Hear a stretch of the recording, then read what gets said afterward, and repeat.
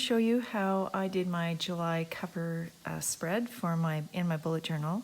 I just wanted to tell you that I actually have like an older bullet journal that I just use for planning ideas, and it really helps me get over this fact of being a perfectionist in my own bullet journal, because I try out the idea here and then I execute it in my actual journal, which I'm going to do.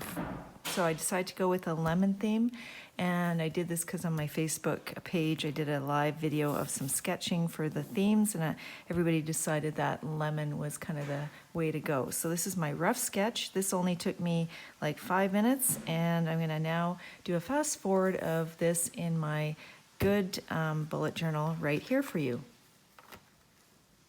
I forgot to tell you the pens that I'm using in here are the Aqua Brush pen. These are my KellyCreates brands, and my Dream pen in Sunshine. This actually is a darker yellow or golden yellow, and this is hard to see, so I'm going to use both. And my fine brush pen, Midnight. My fine liners, I have the 01 and the 05. Let's get started.